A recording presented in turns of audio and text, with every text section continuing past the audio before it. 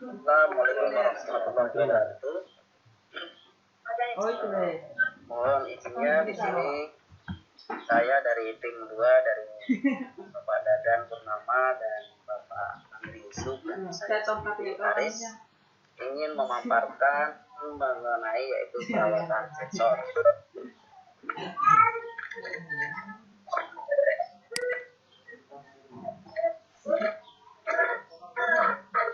Agar komputer bekerja dengan baik, tentunya diperlukan sistem yang operasi sendiri alat input dan output.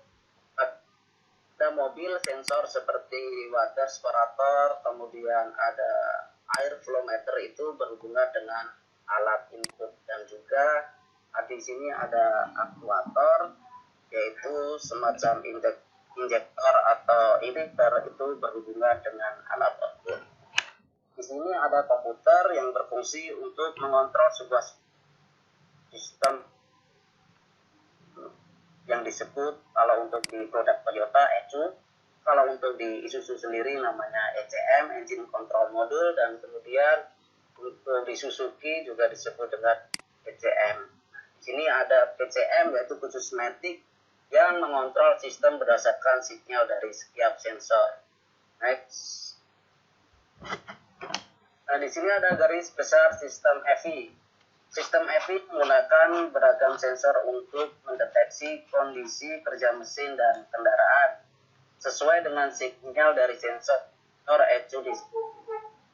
Ini akan mengkalkulasikan volume injeksi bahan bakar yang optimal dan mengoperasikan injektor untuk menginjeksikan bahan bakar dengan volume yang cukup. Pada saat pemanasan mesin akselerasi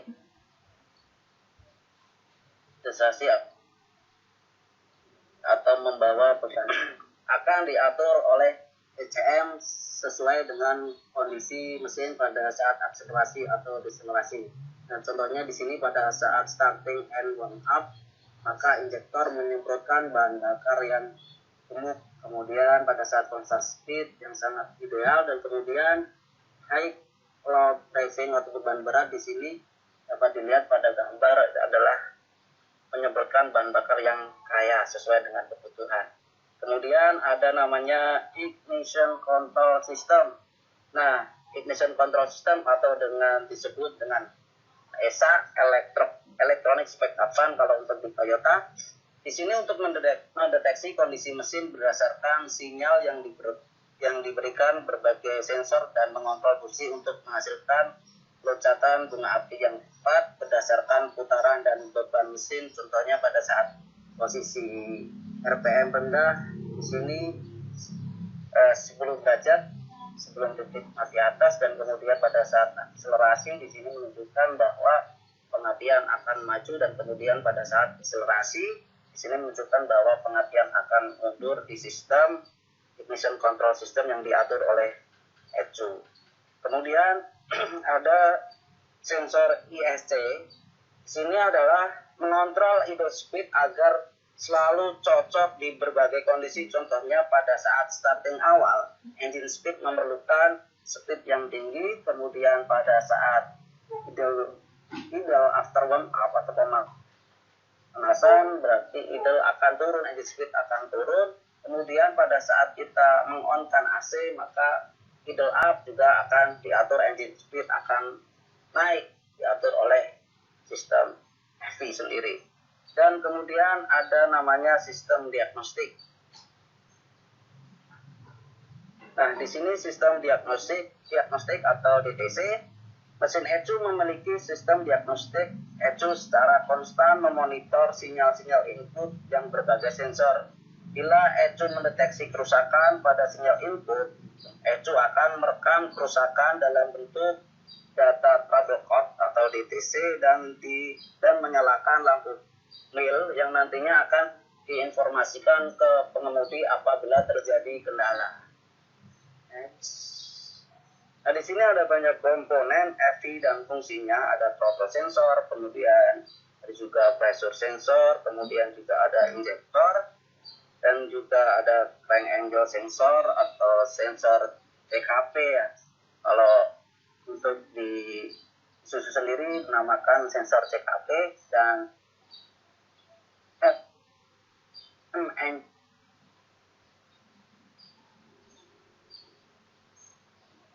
sensor, di produk lain bisa disebut dengan CMP.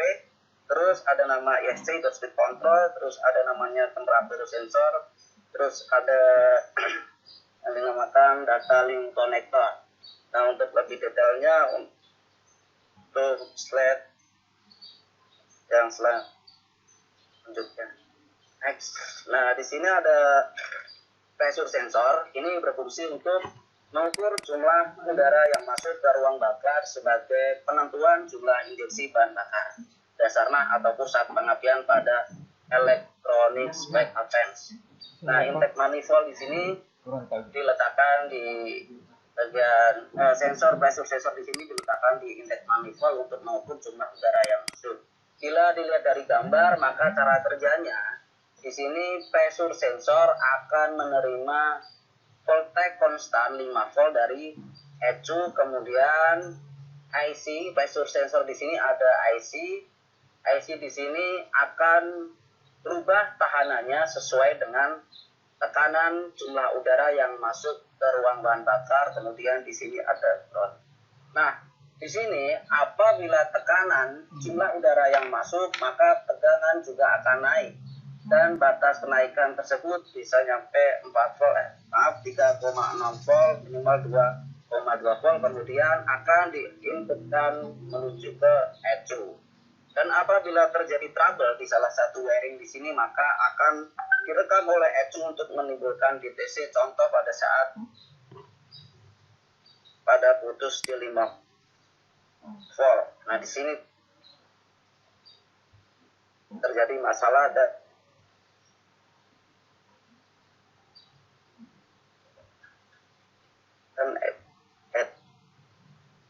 itu akan ada temperatur sensor yang berfungsi untuk mensensor temperatur kerja mesin dengan menyensor temperatur air pendingin.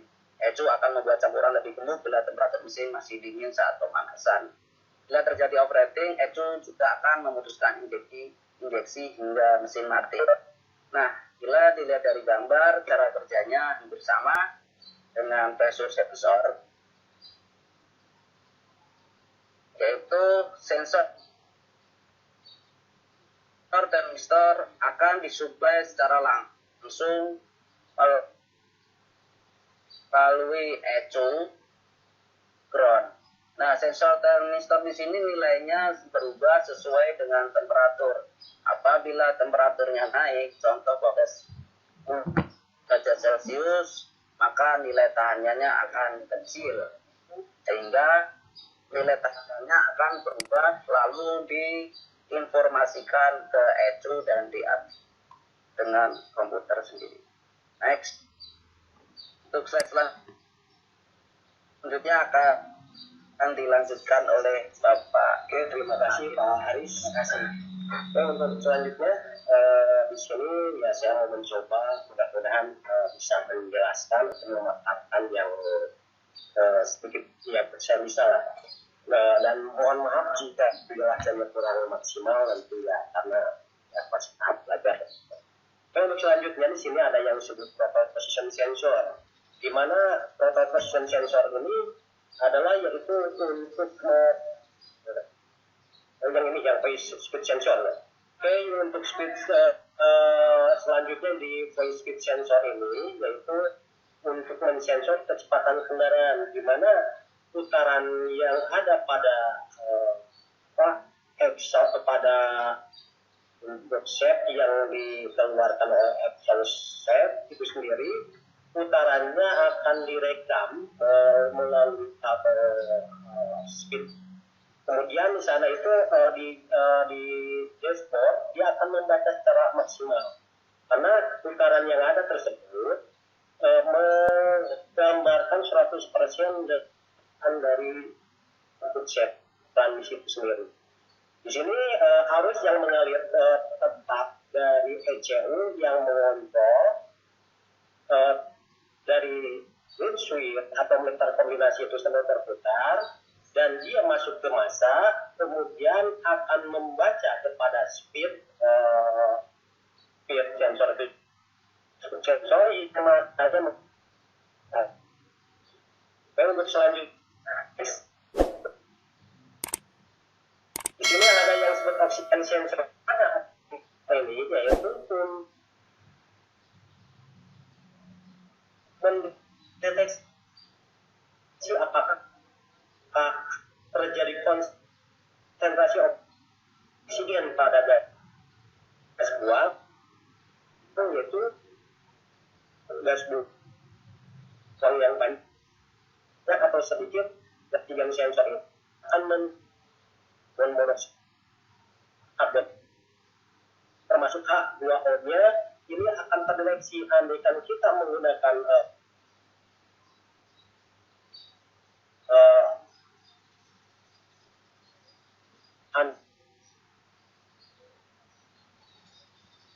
analisis gas buang.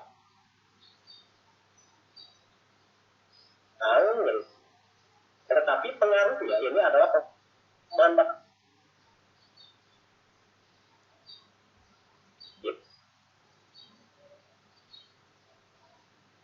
tersebut ECU sekitar 5 volt, sehingga dia masuk ke ECU akan mendeteksi hasil-hasil dari oksigen sensor itu sendiri.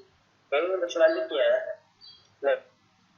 next. Oke, di sini ada akselerasi pedal sensor.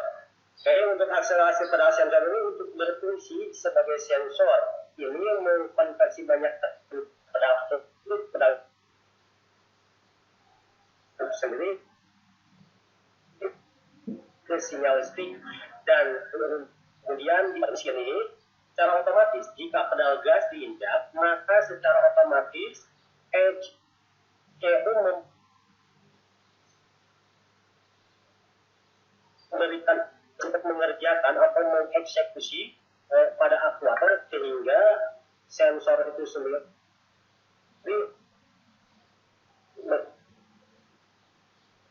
outputnya tetap di sini dari ECU sekitar 5 volt.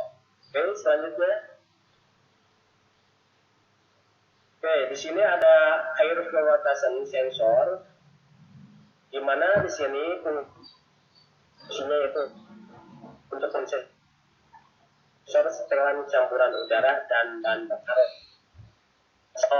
Ada air fluorescence ini, yaitu secara otomatis waktu pedal gas dalam keadaan normal tidak diinjak atau dalam keadaan stasioner, tegangan dari ECU memberikan tegangan kepada variabel resistor tersebut sekitar 5 volt, dan dia masuk ke resistor. Dari resistor tersebut dia akan menuju kepada S1, tapi hambatan tersebut ditambah dengan hambatan dari terminal A, F atau dari terminal itu sendiri, kemudian dia akan lari ke massa, sehingga di sini bekerjalah campuran udara yang masuk sesuai yang diinginkan.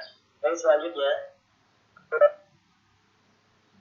Oke, di sini ada crank angle sensor dan cam angle sensor.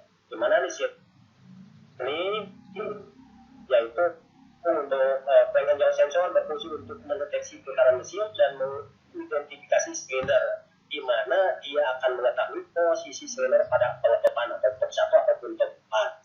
Yang kedua, di sini ada yang disebut cam angle sensor, dia untuk menyensor sudut-sudut crankshaft yang disesuaikan dengan putaran dari crankshaft itu sendiri. Itu untuk secara sinkron alat sehingga tidak akan terjadi kritik atau tidak terjadi karena disesuaikan oleh ECU itu sendiri. Di mana di sini secara otomatis antara cam angle sensor dan cam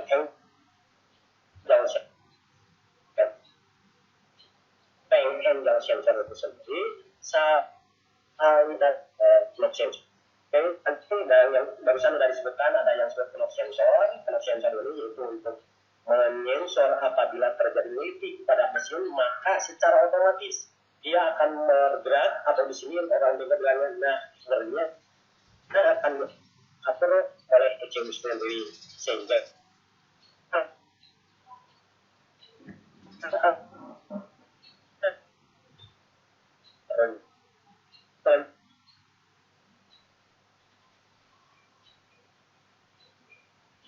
Oke, paling ini yang tadi throttle position sensor. Throttle position sensor ini ya, gimana Paris?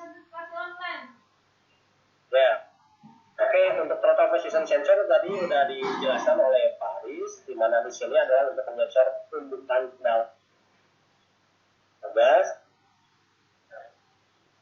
yaitu untuk menentukan jumlah injection saat percepatan, yaitu pada waktu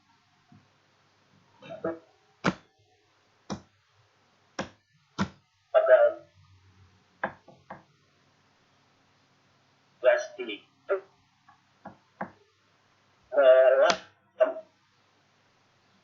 dari batang yang ada. Oke, selanjutnya ya udah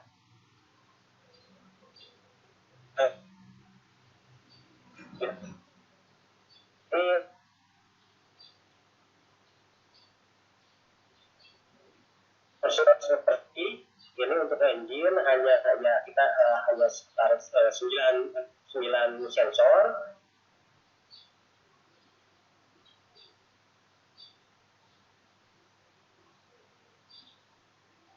Dan ya kita emang kalau perawatan dan perbaikannya sebenarnya tidak usah kita memiliki skill khusus, karena sekarang akan manual book masing-masing kendaraan. Oke, itu aja yang paling utama.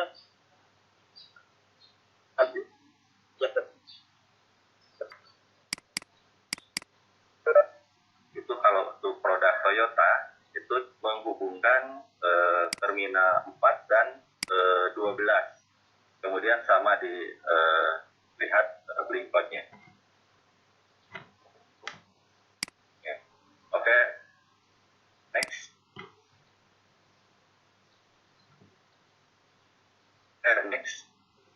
Nah ini ya tidak menggunakan diagnos tester, yaitu hanya menggunakan servis wire atau kabel jumper istilah di IPK, itu menggunakan tadi saya sampaikan menghubungkan FIT dengan electrode pada DST, maka kita dapat mengetahui kerusakan yang terjadi pada sensor-sensornya itu sendiri. Untuk Toyota, FIT dengan E itu di 4 dan 12 yang tadi saya sampaikan. Oke, next. Nah, ini ya untuk posisi kabel jumpernya. Oke, next.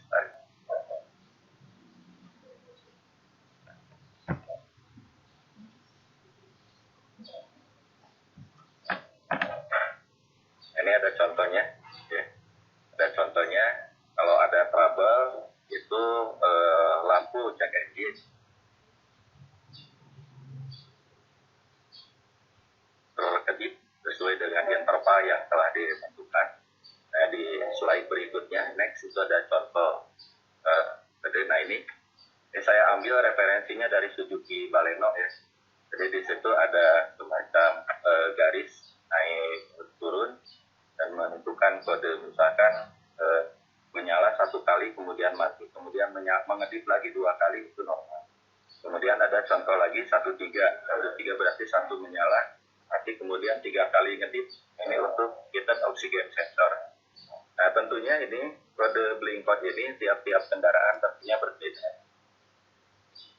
Mungkin ada juga yang sama. Jadi untuk menentukan sensor melalui blink code, kita harus mempunyai referensi buku repair manual, atau dilihat dari repair manualnya itu sendiri. Jadi masing-masing kendaraan punya repair manual. Oke, next. Ini saya ambil studi kasus sertifikat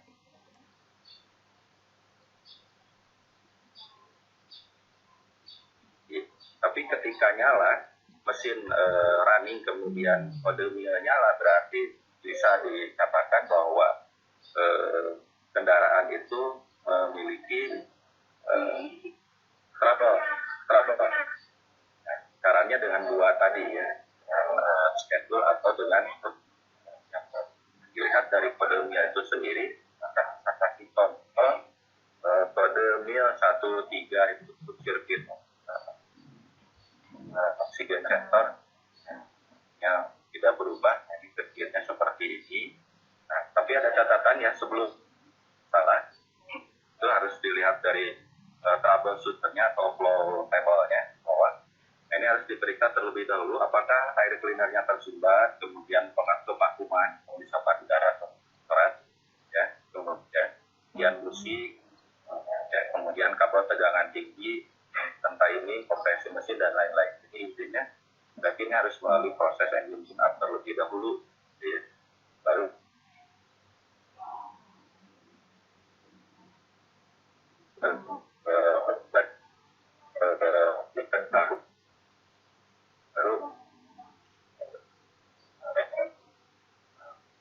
next Paris. Nah, ini contoh troubleshoot ya, kelewat.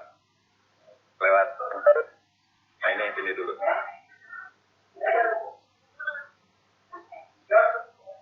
Kelewat lagi, next untuk troubleshoot.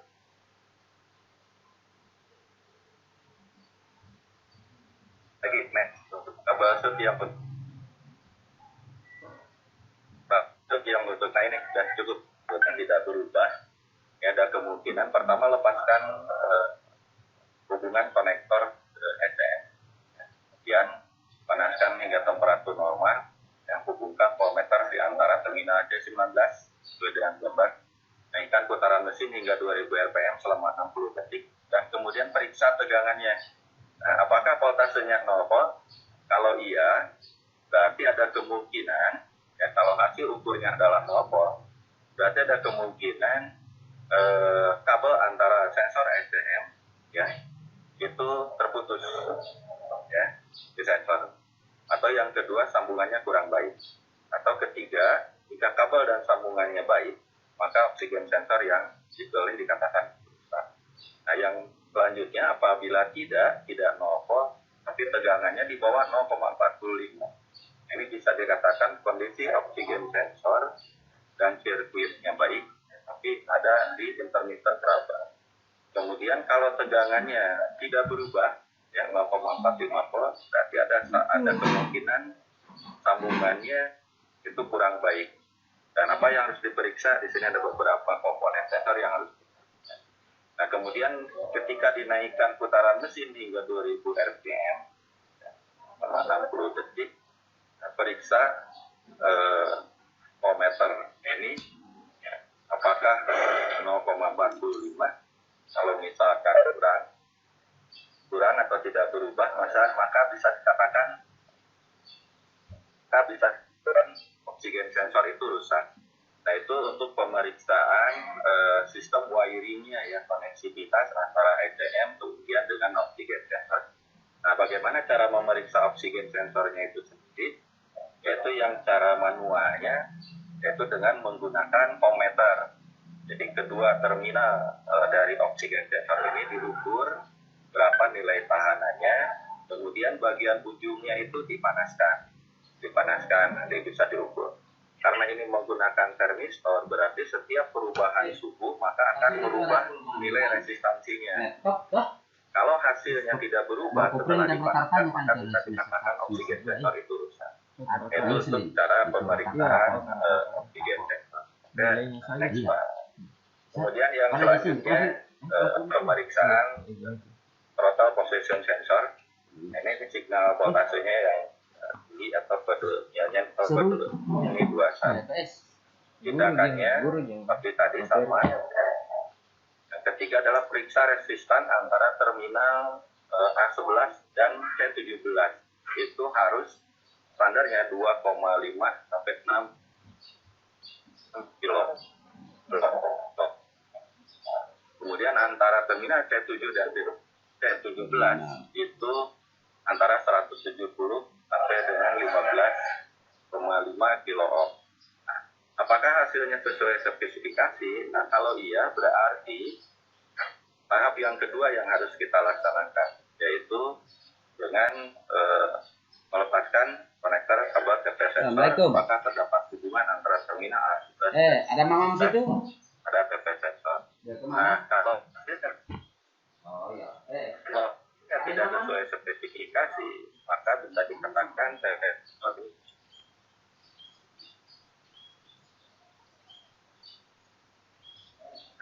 sensor ini rusak atau kabel bunga yang terlihat ada semacam short circuit. Nah, kalau tidak berarti sambungan ke terminal C17 atau itu dengan cara menggunakan ohmmeter. Pertama dihubungkan dulu antara terminal P dan GR, kemudian di proses jadi itu nilainya di print diputar apakah ada semuanya. Iya.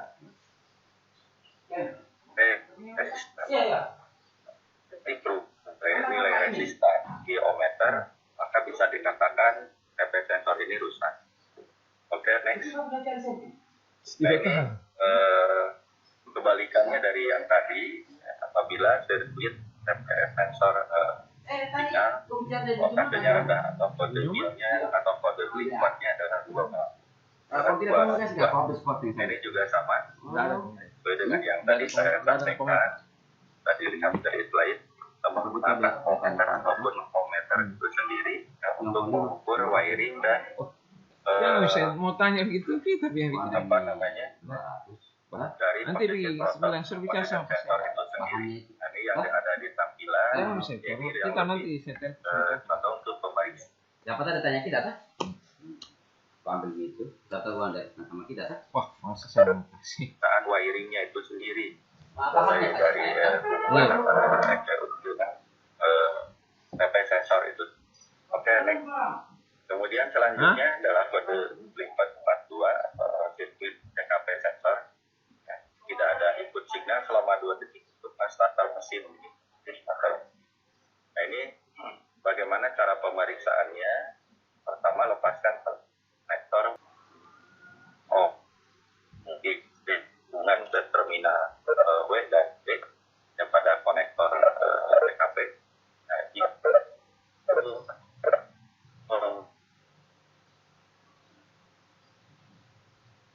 antara pihak kita apa fungsi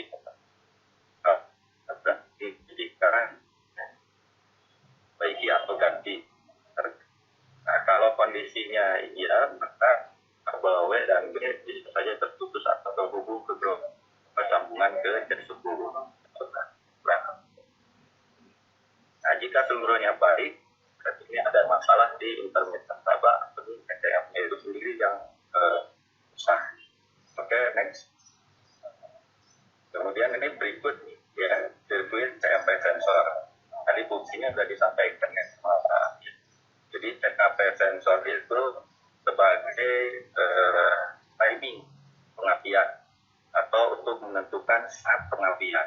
Maka 10 derajat sebelum TMA, 5 derajat sesuai dengan standar. Jadi CKP sensor itu untuk menentukan saat pengapian. Nah, sementara CMP sensor ini tadi sudah disampaikan juga sama Pak Amir, itu fungsi utamanya sebagai firing order untuk menentukan busi mana yang akan memberikan bunga api. Kalau tak sudah berarti sesuai daya 134 2 busi ke 1 ke 3 berarti ditentukan berdasarkan sensor dari cara pemeriksaan. Ya kan? Apakah CMP sensor tepat tergantung kondisi dari sumber ya, dari baterai itu sendiri. Sebelumnya ini harus periksa tegangan baterai terlebih dahulu. Belum. Jadi balik lagi Paris. Belum selesai yang CMP. CMP di apa?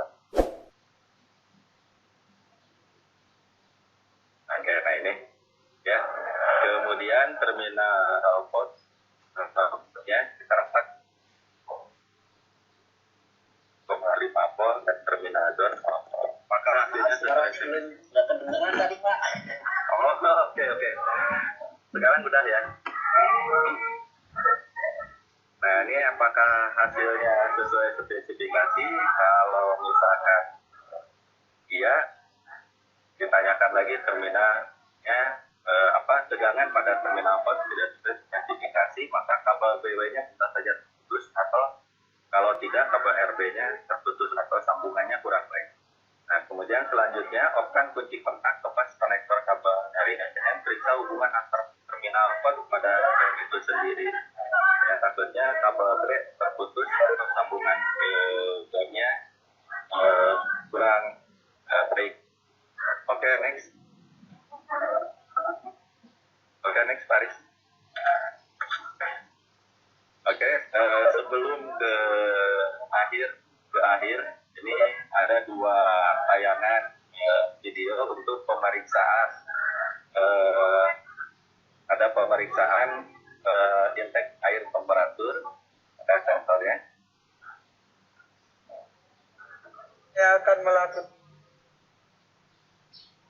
pengecekan wiring pada ada sensor intake air temperatur sensor. Alat yang saya gunakan yakni 1 ada apometer, 2 ada schedule. Pertama yang harus kita lakukan adalah menyempat soket dari sensor pump ini. Kita lepas dan kita harus mengetahui ada 5 macam terminal di sini. Ini adalah terminal plus B, ini E2G, ini PG, ini TAA, dan terakhir ada E2. Dalam mengecek sensor IAC kita hanya menggunakan 2 sensor, yakni 2 terminal, yakni 1 TAA dan juga E2. Selanjutnya kita menggunakan apometer dan kita mengukur tegangan input dari terminal THA dan terminal E2. Kita gunakan satuan voltmeter harus DC.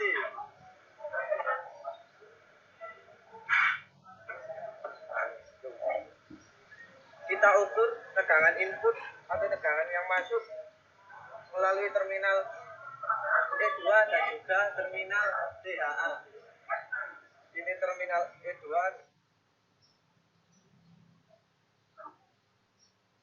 dan THA.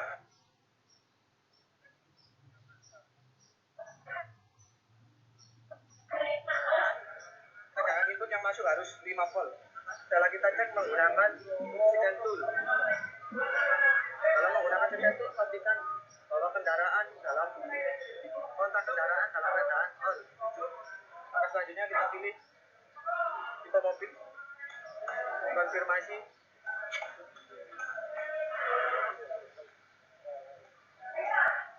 tolong tunggu.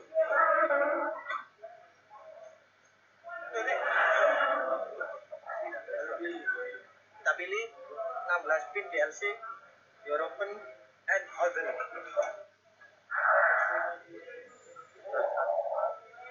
Selanjutnya kita pilih automatical short. Oke. Sistem scan.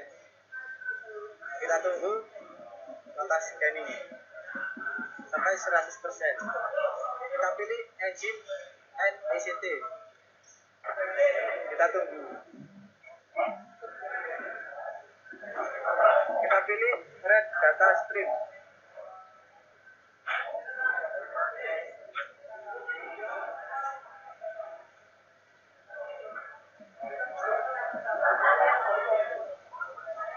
Setelah itu kita pilih all data stream dan manual select. Kita pilih intake air temperatur sensor. Ada berubah. Cek ibu.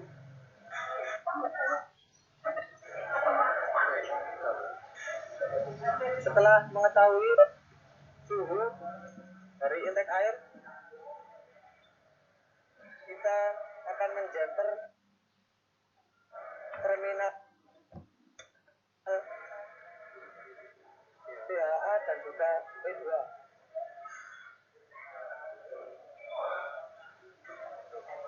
Kita jumper terminal E2 dengan THA menggunakan satu bakar seperti ini. Kita masukkan ke dalam.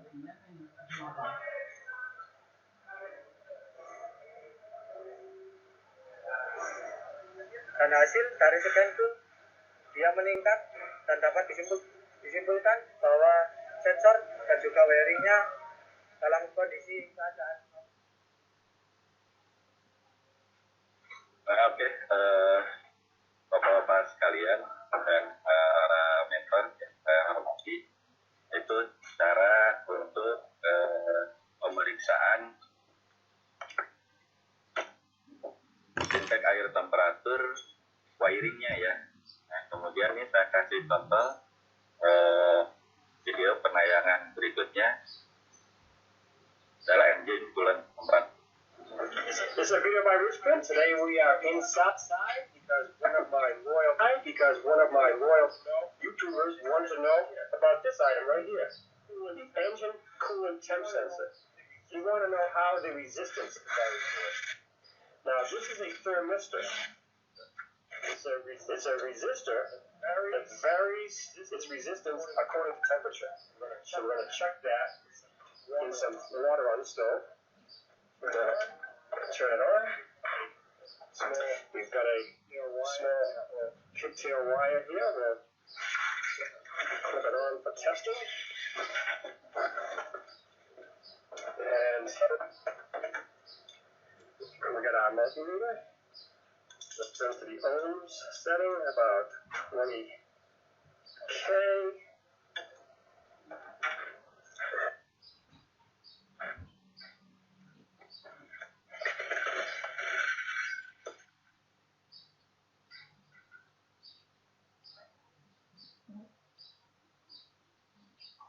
Now, I'll take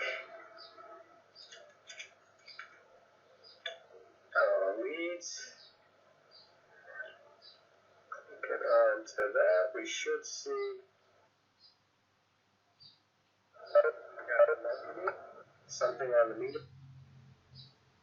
right now. There we do. Now, as we put the sensor in the water, we're at 0.6, 5.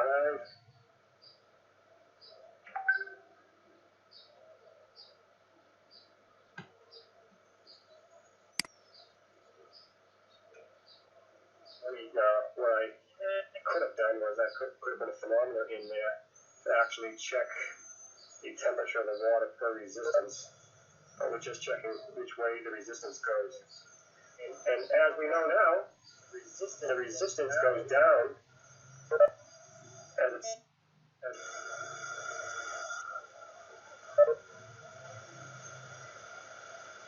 Okay. Thanks for watching, guys.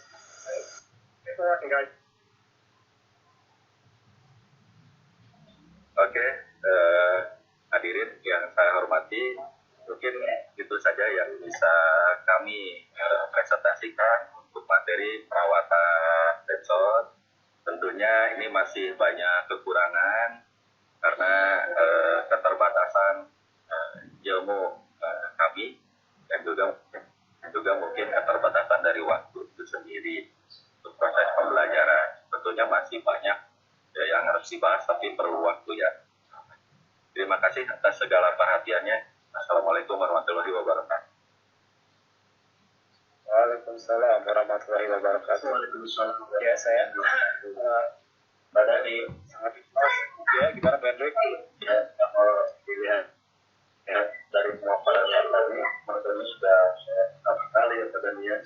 Itu kita di sini tuh bukan untuk mencari yang benar atau yang kurang seperti apa, baru ini kita dapat mengetahui kekurangan dan kekurangan yang bisa menarik. Dan di sini diselenggarakan untuk menyatakan satu persepsi tentang pemerintahan tersebut.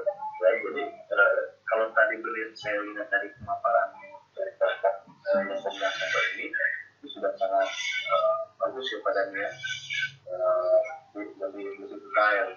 Nah mungkin nanti kekurangan-kekurangan yang belum ditanyakan nanti bisa kita diskusikan bersama. Begitu ya Pak ya.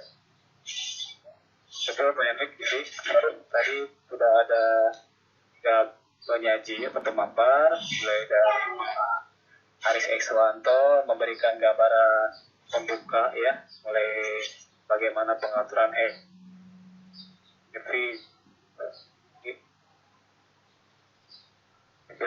dikaitkan dengan beberapa kondisi, kemudian masuk di sana EV itu dengan beberapa sistem di dalamnya yang bekerja simultan gitu ya, gitu. Nah kemudian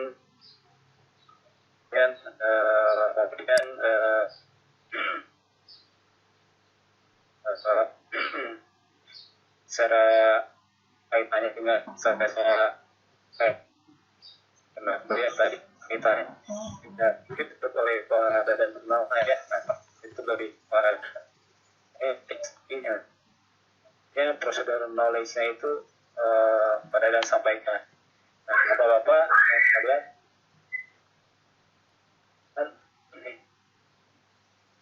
ini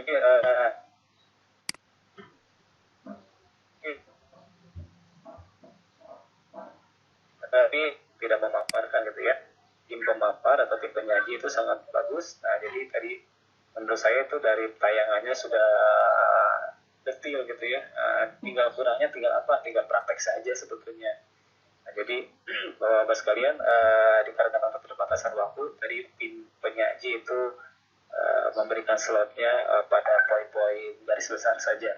Tentu saja nanti pada saat prakteknya itu mungkin tidak sesulit yang dibayangkan, tapi tidak semudah yang kita bayangkan juga. Jadi memang harus perlu kita turun ke lapangan supaya istilahnya check and recheck. Nah, jadi kalau sekalian tadi dipaparkan oleh tim para penyaji mulai dari konsep sampai kepada pengetahuan prosedur atau SOP-nya ya. Tadi sangat menarik yang dari terakhir ditutup sama Pak Dadan, ada tayangan videonya itu berupa bentuk pemeriksaan sensor sebagai salah satu cara pemeliharaannya. Nah, bahwasanya kita tahu sendiri bahwa sekalian ini mendidik para siswanya itu lebih kepada penekanan tidak seperti ada banyak yang berubah ya bapak sekalian. Kita tahu teknologi lebih canggih, penelusuran itu sekarang sudah banyak menggunakan teknologi. Tadi ditayangkan sama Pak Dadan ada 2 cara menggunakan scan tool, kemudian ada satisfier sampai kepada penggunaan apometer ya. Jadi sebetulnya ya cara-cara konvensional manual tetap digunakan, tetapi banyak yang bergeser, yaitu cara mendidik anak itu tidak lagi auto improve skill gitu ya, tapi bagaimana cara memodifikasi atau bagaimana cara ngakal gitu ya. Nah mungkin banyak yang setting mindset yang sudah banyak berubah. Bapak-bapak sekalian mungkin satu sama lain kita sudah pahami ya bahwasanya kita sudah bergeser. Anak-anak sekarang itu lebih kepada bagaimana menganalisis dan mendiagnosa. Tentunya yang barusan ditayangkan oleh penyaji itu lebih kepada bagaimana si anak nanti patuh kepada prosedurnya itu diikuti. Nah, paling nanti pada saat prosedur diikuti ada mal, itu baru kita telisik. Baik, terima kasih banyak. Nih, saya dan Pak Hendik, saya setuju ini. Itu saya setuju ini sangat konsep kedinamisan di ini berjalan dengan lancar, bahkan di luar ekspektasi kami gitu ya. Oleh karenanya ini untuk feedback nih untuk para penyaji, boleh kiranya nih waktu yang tepat untuk para pemberi sanggahan atau pemberi pendapat atau sekedar pertanyaan, boleh silakan untuk waktunya kepada bapak-bapak yang saya sebutkan, Pak Arya Prianto, Pak Budi Ardian, dan Pak Agung Nugroho. Waktu dan kesempatan kami persilakan. Selamat pagi Pak. Pamit Pak. Ya, selamat pagi Bapak. Silakan Pak. Izin menanggapi. Saya Arya Priyanto. Ya. Silakan Pak Arya. Begini Pak, tadi saya mau menanggapi di bagian yang Pak Amir kalau nggak salah ada dia membahas Pak Amir itu membahas di fungsi dan cara kerja. Ya, betul betul. Nah, tadi kalau nggak salah Pak Amir itu berarti buat yang 2 TS saat engine overheat itu kendaraan mati karena injeksi diputus. Benar ya Pak? Ya, tadi Pak. Ya, betul. Lanjut. Kan gini, kalau misalnya pada kendaraan itu kan terdapat limiter ya Pak ya. Ketika kita gas sampai indikator speedometernya itu warna merah, ternyata di itu sudah limit. Nah, ketika terjadi hal tersebut, apakah itu sifatnya pengertian atau bahan bakar Pak?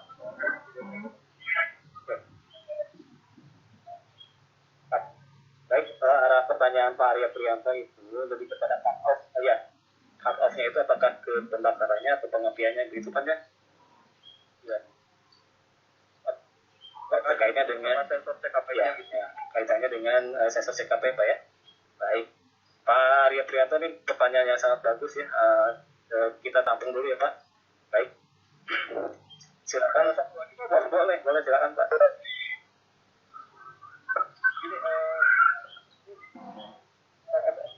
Ini pemeriksaan sensor Pak, kalau nggak salah secara SOP itu harus pakai akumulator final ya Pak?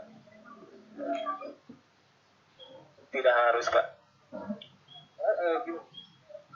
Biar nggak bisa konsumsi aja gitu ya Pak, saya ya sangat di ya kalau misalnya pemeriksaan dengan analog itu kan untuk di akumulator analog itu ada macam tulisan di belakang jarumnya itu pointernya.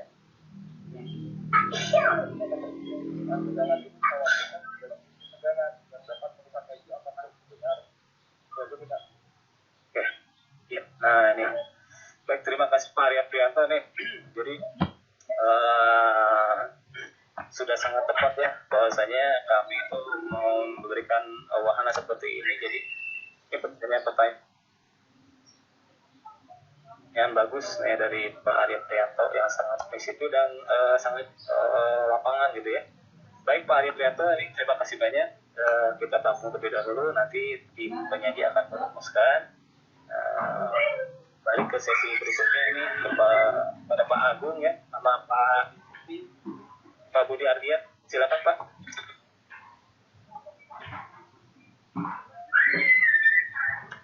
Ya. Monitor Pak Budi, Pak Agung. Pagi Pak. Saya Pak Budi. Ya Pak Budi. Tunggu dulu lah. Udah lama juga nggak buru-buru kan? Nah, itu mau main game karena itu mau lagi meeting Kak. Pak Budi suaranya kurang jelas ya. Dari mana Kak kamu? Dari mana? Halo. Kopinya jangan dibanjurin ke mic-nya Pak. Kayaknya maaf, jelas Pak.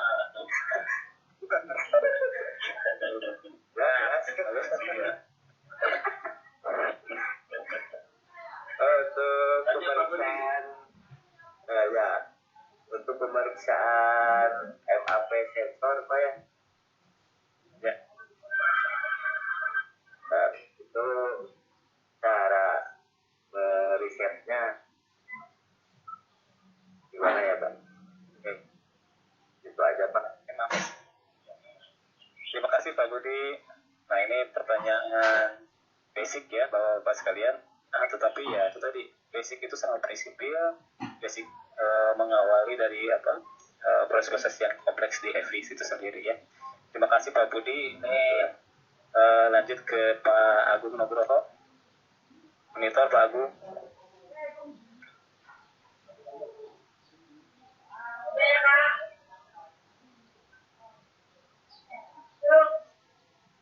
Monitor Pak Agung.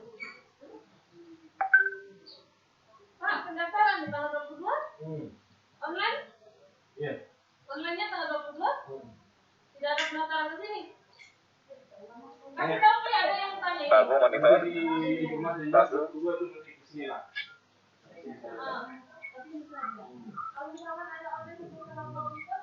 Pak Agung monitor. Pak Agung. Tadi Pak Agung waktu dicek tuh itu sudah bagus ya. Monitor Pak Agung. Sedang ini kali pada nih. Baik. Yang Lanjut ke paling ini terbuka bagi yang lain saja dulu. Silakan Bapak ya. ya. Ya, apabila ada yang menyanggah bertanya atau memberikan pendapatnya, ini ada slot satu orang yang mengganti Pak Agung. Silakan Bapak sekalian.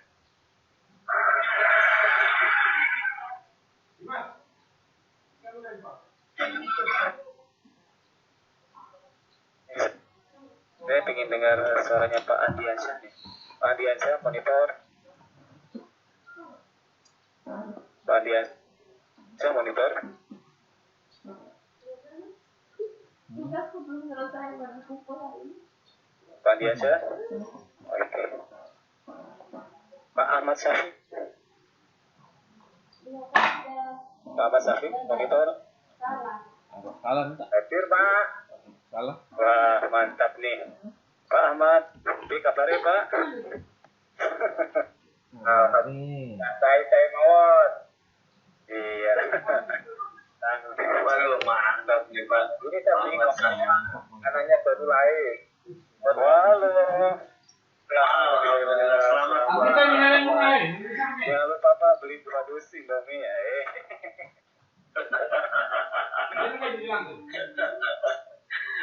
Laki perempuan Pak. Oh Pak, kasih nama Muhammad Corona lah Pak. Mama corona. Jangan. Harus. Kalau depannya bagus, saya belakangnya jangan lah Pak. Corona. Oke Pak Ahmad Syafiq, silakan. Mau memberikan sanggahan atau bertanya atau memberikan pendapat, silakan. Halo. Konfirmasi saja. Oke, yang ada saja mungkin pada konten yang lain. Kalau Silakan Bapak-bapak. boleh sambil ini penyanyi mungkin boleh mau menjawab. Ya, ada pernah tadi saya hanya mau review saja. Arya mau menanyakan tentang cut off itu apakah berdasarkan cut off terhadap VO system atau ignition system terkait dengan tadi kerja dari beberapa sensor utamanya CKP atau CNP. Kemudian menanyakan juga tentang SOP pengukuran sensor itu Pak Arya itu melihat suatu referensi disarankan bahwasanya saat mengukur sensor itu wajib menggunakan avometer atau multitester tipe digital. Nah, karena ada pertimbangan bahwasanya tipe analog itu ada beberapa komponen yang istilahnya terkait nilai kebarannya yang akan mempengaruhi nilai yang utuhnya. Sekiranya ini tanggapan dari bapak-bapak penyaji sekalian. Nah, jadi mungkin pada ada kesempatan untuk waktu lebih mungkin ada dari para expert yang lain, boleh silakan. Waktu dan kesempatan silakan Bapak tim penyaji. Ya baik, Pak. Di sini saya akan menanggapi pada pertanyaan yang kedua, yaitu pada saat pengukuran sensor apakah menggunakan digital atau analog, ya Pak? Ya. Untuk pengukuran memang dari ATPN sendiri selama saya training itu biasanya menyarankan untuk menggunakan tester yang digital, jadi bukan analog. Dan karena beralasan seperti tadi Pak, karena untuk analognya sendiri ada perubahannya yang nantinya akan membuat pada saat dilakukan. Terima kasih, itu aja Pak. Singkat padat jelas ya Pak Aris. Terima kasih Pak Aris. Mungkin Pak ada yang mau menanggapi lagi? Ya. Dari tim penyidik yang lain, apakah Ada yang mau tambahan? Atau bapak-bapak yang lain? Halo, Pak. Waalaikumsalam. Agus, silakan Mas. Aku monitor. Halo Pak, bisa masuk Pak? Ini bagus sekali Pak Agus. Masuk Pak, bagus suaranya. Barusan Bapak sarapan dulu kali ya Pak? Pak? Kalau Pak Agung kalau kata Pak Dani, kalau suaranya bagus berarti pengen kopi dulu katanya. Untuk susu yang ini ya.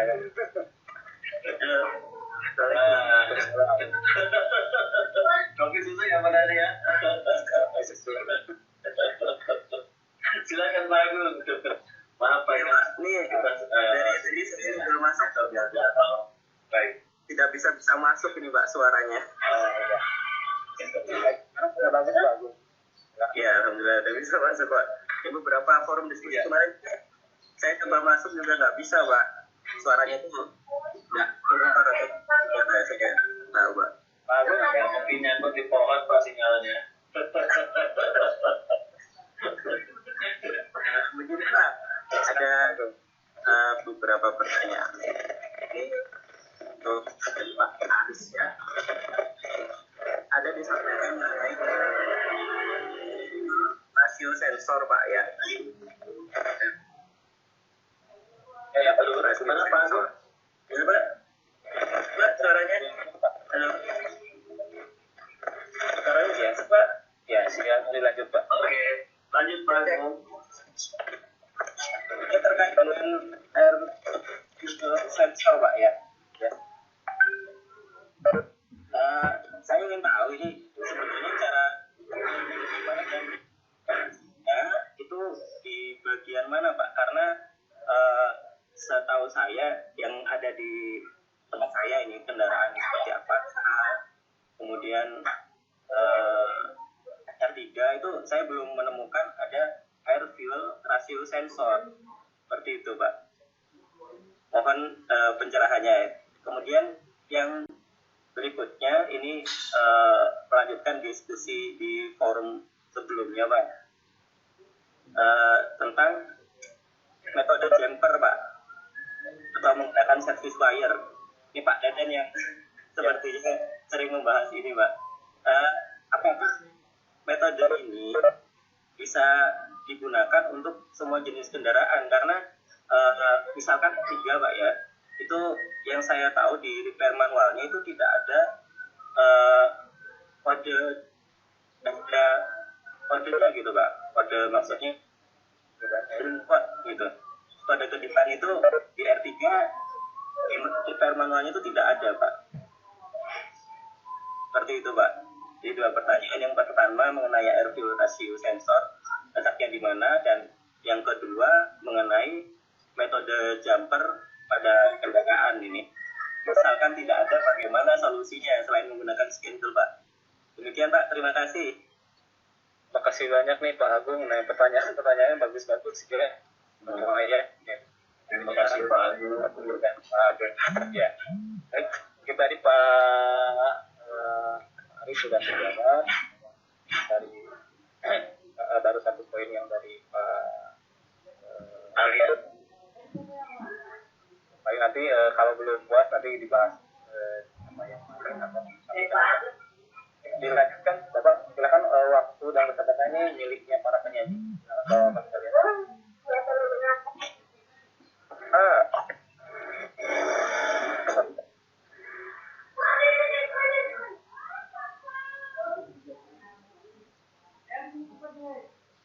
Silakan Pak Ali, Pak Amir dan Pak Dadan mungkin nanti membahas ya. Pak Agung.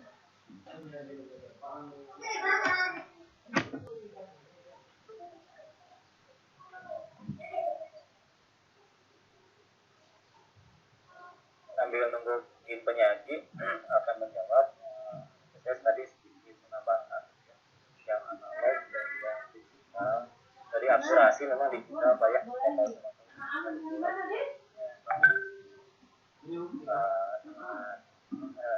akurat dibandingkan dengan yang analog.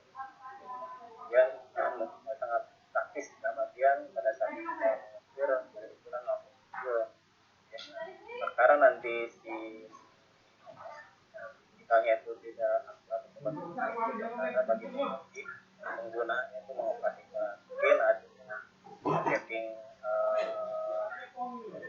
selektor yang salah atau mungkin pada saat mengukur logonya itu kurang tepat atau kurang rapat juga yang analog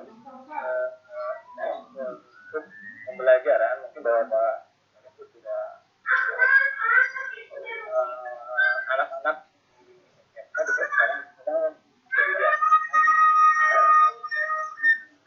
menggunakan dua model ini ya. Jadi analog untuk akurasi, nah sedangkan untuk pembelajaran itu lebih baik menggunakan sensor. Jadi penggunaan ataupun nanti pas kalian menggunakan ampo atau mobil yang analog karena mungkin kesenjangan ya berarti bapak dan ibu bapak kalian itu hasil bacanya itu hasil baca mungkin bisa dikatakan perkiraan yang wali kelas tapi toleransi di sana yang misalkan hasil ukurnya menggunakan misalkan ada kelompok ini yang harusnya menggunakan tidak komoditasnya ya bapak sekalian nilai yang tidak terlalu jadi pegangan tetapi toleransi. Tapi untuk bagi saya pribadi itu untuk penggunaan analog itu bagi proses pengajaran pada itu sangat bagus. Tetapi endingnya tetap harus melihat. Jangan menunjukkan tangan, langsung saja, jangan pakai tangan. Baik, tim penyaji ini silakan bawa sekalian. Apakah sudah bisa ya. Oh, pamit dulu ya kalian. Oke, ini untuk menanggapi yang pertama yang tadi bahwa ada cut off dari revisi posisi kalau dari saya katakan. Oke, pertama kita udah jelas bahwa range position sensor ini yang untuk mendeteksi dengan posisi atau kecepatan posisi konsumsi atau dengan tadi di Pak Dadan bilang bahwa itu untuk mengelola sistem pengapian itu sendiri dan CMP-nya jelas adalah untuk membagikan sesuai timing. Informasi ini yang akan digunakan oleh OCU yaitu untuk mengontrol timing pengapian dan durasi injection itu sendiri. Terus ini letaknya pada CKP ya, biasanya pada bagian bawah di dekat kulit ya, yang berhubungan dengan proses engkol. Dan di sini terpasang ya dia langsung pada bodi mesin dan dia tahan terhadap panas. Namun di sini ya ada yang berada di distributor pengapian itu menjadi satu dengan crankshaft position sensor, sama seperti crankshaft position sensor yang ini cara kerja crankshaft position sensor itu memanfaatkan juga bermanfaat sebagai sensor putaran. Di sini ada yaitu pendeteksian posisi crankshaft dan crankshaft position sensor itu atau MS sensor yang di mana biasa itu di dalam konstruksi di distributor itu ada biasanya ada 4 segi kalau ini ya.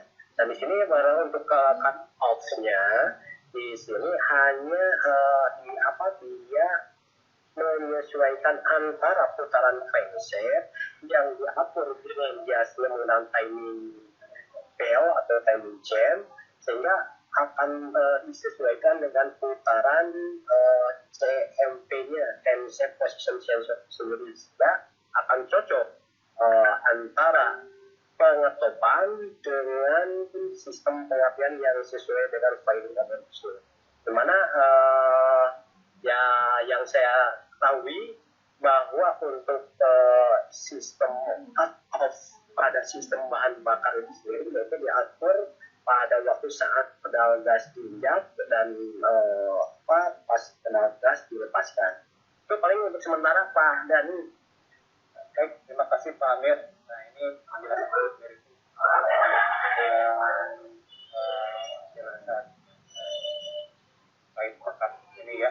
Tapi mungkin ada beberapa yang mungkin istilahnya ingin memberikan tanggapan. Tapi ini saya tanya dulu kepada timnya sih, apakah ada timnya juga tambahan? Ada Pak? Ya, silakan Pak. Ada. Ya, Pak Dadan ya? Iya. Pak Dadan. Ya, terima kasih waktunya Pak Dani. Ini sebetulnya bukan menanggapi Pak, tapi sharing aja sesuai dengan tadi yang disampaikan oleh para penanggap ya. Yang pertama dari Pak Aprianto berkaitan dengan water temperature sensor. Di situ ada fungsi fuel cutoff. Apabila terjadi overheating, maka dari water temperature sensor itu akan memberikan sinyal ke ECM berbentuk suhu yang sangat tinggi, maka ECM atau ECU itu akan mengangkat sistem bahan bakar sehingga mesin akan mati. Ini untuk menjaga kerusakan mesin yang lebih parah. Kemudian dari Pak Budi ini berkaitan dengan cara pemeriksaan TKP sensor. Ini akan saya tampilkan dulu sedikit bahannya.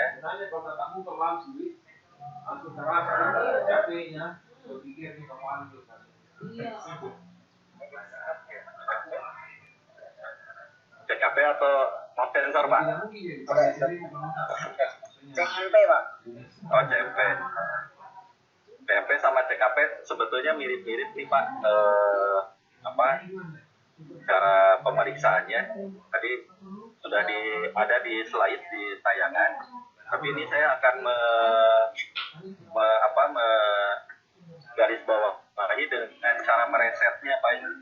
Cara meresetnya kalau misalkan SOP pemeriksaan semua sensor sudah dilakukan, tidak hanya CMP, TKP dan lain-lain gitu ya. Cara mereset itu ada dua cara. Yang pertama dengan menggunakan scan tool. Kalau komponen sudah diperiksa dan diperbaiki semua atau sudah diganti, dipasang, tentunya harus melalui proses reset. Nah, dengan menggunakan scan tool, misalnya periksa ulang, ada menu erase. Di scan tool itu ada menu erase. Bisa langsung di erase di scan tool, sehingga keluar DC-nya no trouble code. Itu untuk cara meriset pakai scan tool.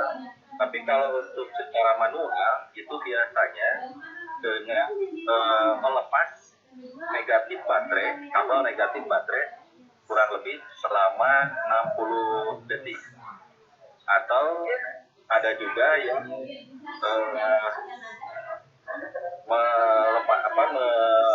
melepaskan main IP BIOS ya, BIOS main IP. Nah itu yang dilepaskan selama 60 detik juga. Kemudian ada yang BIOS main, BIOS utama yang dilepaskan selama 60 detik. Jadi yang secara manual kalau untuk reset. Kemudian tanggapan dari Pak Abu yang berikutnya dari Pak Abu mengenai air fuel ratio sensor. Itu betul Pak, tidak semua kendaraan memakai air fuel ratio sensor. Nah tadi yang disampaikan oleh Pak Amir, air fuel ratio sensor itu terdapat pada Toyota Avanza atau Daihatsu Xenia. Nah sementara di produk Suzuki ya, yang pakai APR sensor itu ada di Baleno. Di Baleno ada APR sensor. Kemudian di Grid Corolla itu nempel di throttle body pada bahkan APR sensornya tidak dipisah. Jadi intinya tidak semua kendaraan dipasang APR sensor. Mungkin di R3 yang Bapak itu tidak dipasang speknya. Kemudian untuk perihal jumper ini Pak, untuk perihal jumper saya rasa semua kendaraan bisa menggunakan jumper. Di repair manual yang Bapak punya itu tolong dicek lagi Pak di data code-nya, kode deteksinya kode DTC-nya, ini saya kasih contoh, ada kode DTC, kalau di scan tool akan terbaca PO 105 garis miring 31, atau di buku repair manual juga sama tertulis PO 105 31 garis miring 31. Nah, kode garis miring 31 itu untuk link code, Pak. Garis miring 31 itu untuk link code. Nah, yang PO 105 itu untuk pembacaan scan tool. Jadi jawabannya semua kendaraan bisa dijumper kalau menurut saya. Itu saja, terima kasih, Pak.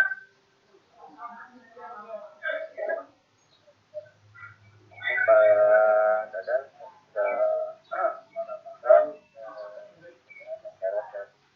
pertanyaannya mulai dari Pak Bid, Pak Budi ini disampaikan sama Pak Dadan. Pemeriksaan tes perbaiki itu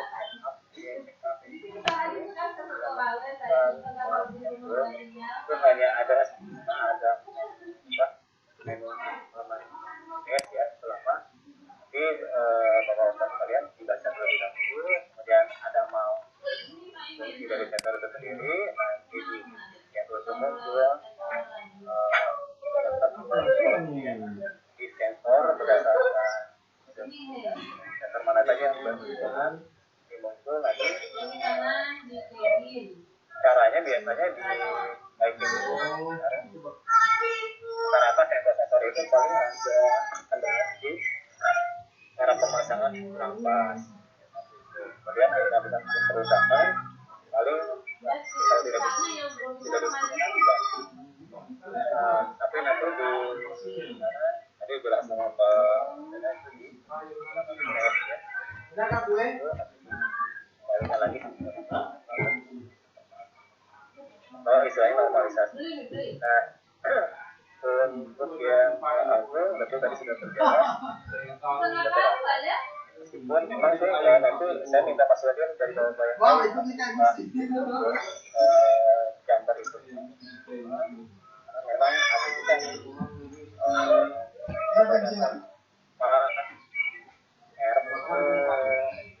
jumper itu sengaja jumper gitu ya. Ekonomi supaya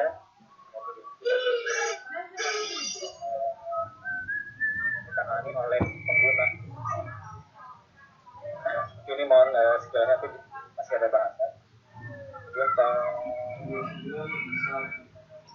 Pak Arya Dianto tadi ya. Kalau sama tahu mungkin Pak, kalau yang namanya kakak itu lebih cepat terus sekarang gimana sistem tadi biasanya Mbak kaitannya kakak itu namanya mungkin kakak di agen kakak itu mematikan seluruh aktivitas listriknya, listriknya dimatikan sangat berbagi otomatis akses hilang.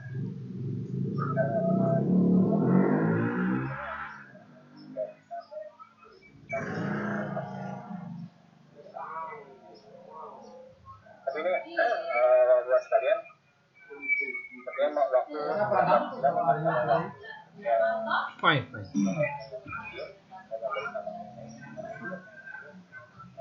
sebelum kami nanti masih memberikan waktu. Silakan bapak sekalian. Dari Pak Hendrik ada yang mau disampaikan?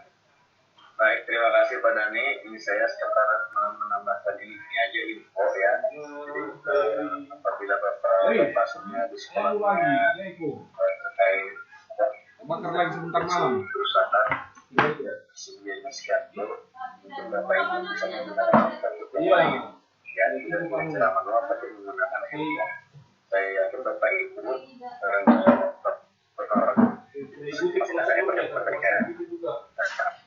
saya benar-benarnya suaranya putus-putus Pak Hendrik. Hendrik monitor sebenarnya sinyalnya kurang bagus Pak Hendrik. Bisa kelihatan Pak Hendrik. Nah ini kalau ya ini ya kalau tadi Pak Hendrik bilang tuh putus-putus ini efek covid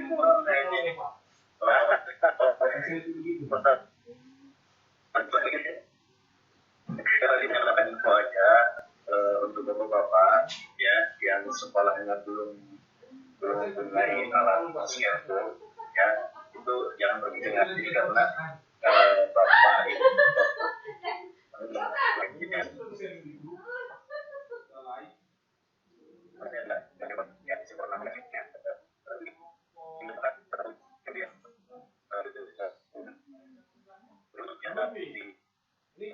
masalahnya kurang bagus banget, bisa banget. Tapi saya gitu ya. Ya, tapi saya bisa menekan lanjut aja Pak Adi kalau gitu, sinyalnya sedang kurang bagus jadi. Iya. Iya. Baik, terima kasih Pak Erik. Kalau saya mau baca Pak Erik itu kode ya. Lanjut Pak Adi kalau gitu. Ini izin melanjutkan nih dari Pak Hendrik nih. Jadi saya nangkap yang dari Pak Hendrik ya.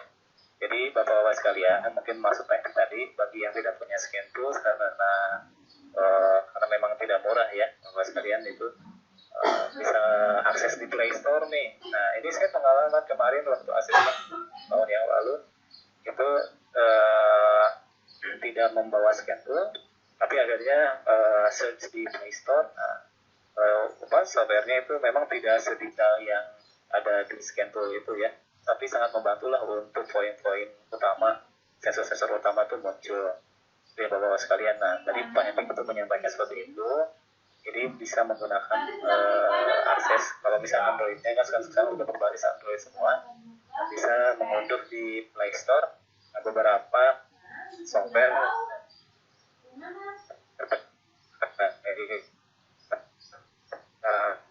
scan.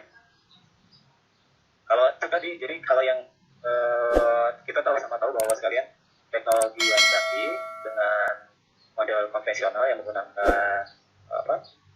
cara-cara konvensional untuk pengajaran tetap ini jadi basis ya bahwa sekalian ya, mudah-mudahan setuju. Untuk yang konvensional tetap digunakan, tetap dilakukan karena memang itu untuk pembelajaran ya. Kecuali dengan tadi kalau cakupannya akurasi ya, sebaiknya ada teknologi canggih ya, itu digunakan. Jadi Bapak sekalian nih, apakah dari tim pemabar masih ada yang dipertanyakan? Ada yang ingin dijelaskan lagi? Atau dari tim dari pertanyaan